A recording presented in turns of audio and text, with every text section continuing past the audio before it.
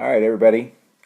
This is a topic that is not in your text, and it will be on your next test, and will very likely be on the AP exam. It's part of Unit 7. It would probably most likely be located in the Day 2 section of notes, and it's called Weber's least cost theory, or oftentimes you'll see it termed the locational triangle.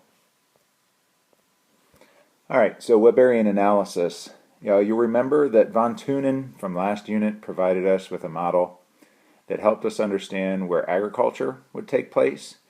And you'll remember that von Thunen, in his agricultural model, he focused on two costs that really made a difference. One was, one was land value. And you remember that we use the term rent for that. And the other was transportation costs.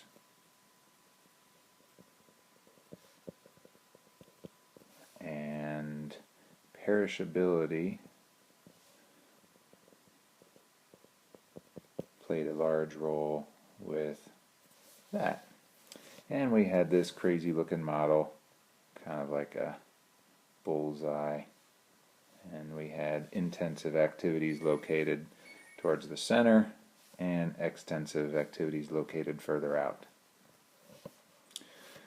Weber comes along a little bit later. You can see here that the years that he lived would be maybe 100 years after von Thunen, and he was looking at the location not of primary activities but of secondary activities, and so that would be processing industry. And he said that there were three costs that we would attempt to minimize in order to maximize revenue. The first was transportation costs, the second would be labor costs, and lastly we have agglomeration costs. Agglomerations are something that you can look up, but also we will cover in class when we get back. Out of all these three things, he felt that transportation costs were the most important, so he would focus on them. So let's say we're in charge of locating the site for a new factory, often called a plant, and we're going to keep it simple today. This plant manufactures a single product, and this single product comes from two resources. So we're going to have resource 1 and resource 2. So whatever these raw materials are that come together in the factory and are making our product. And we're going to ship this single product over here to the market. Right? So this is our market. And down here we have raw material number 1 and raw material number 2. Alright, so based on this, map, if you will, where we locate our factory? Well, we have to imagine that these are two different raw materials, and of course they come together and make this product, and we're looking at transportation costs. Remember that, shipping costs.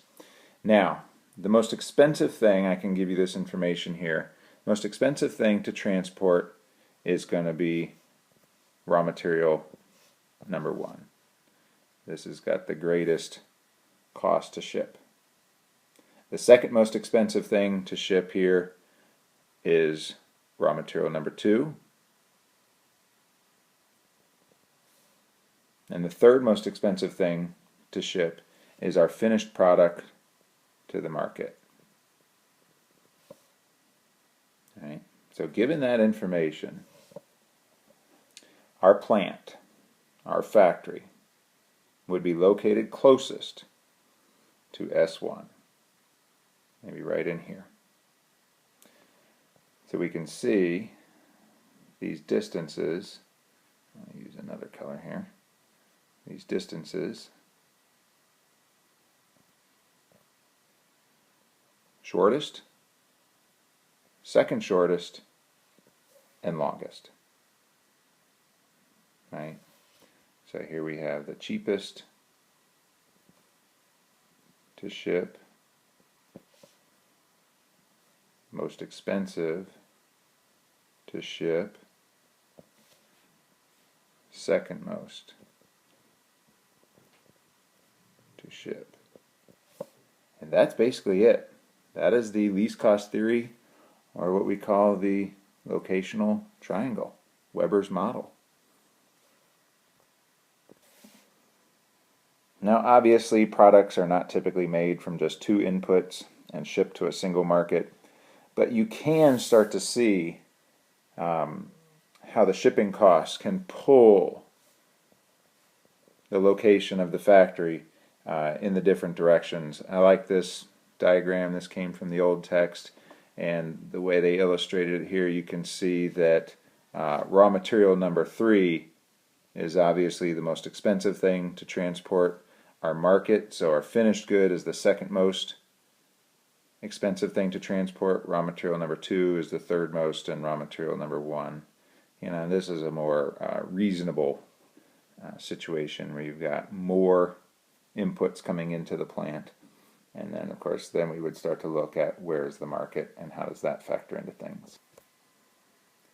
Much like von Thunen, Weber did make some assumptions in order to create this model. Remember, models are simplifications of reality.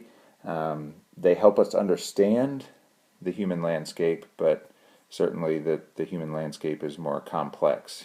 You know, for instance, Weber assumed that the area was uniform without any physical, cultural, or technological variations. So we don't have rivers, mountains, we don't have political considerations, things that are illegal or encouraged, discouraged. We're dealing with a single product going to a single market, also very simplistic, which of course is not too realistic. Labor would always be available no matter where the factory would be put down, and also you're not going to have to worry about labor moving in and out. And lastly, you know, this important thing we have here is that the transportation routes would connect all of our points on that previous map that I drew for you in the shortest and most direct path. And of course we know that that's not necessarily true. There are some points that are more easily accessible than others due to different types of transportation methods that are out there, shipping methods, and I'm hoping that you covered this in Key Issue 2 by train versus truck versus water versus air, and each of course have their own pros and cons that go into that. Alright, we will have an activity based on Weber's model.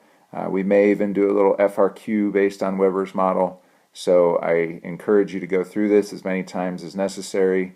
There are other resources online, or you can always email me and I can help explain this as well. Alright, have a great snow day.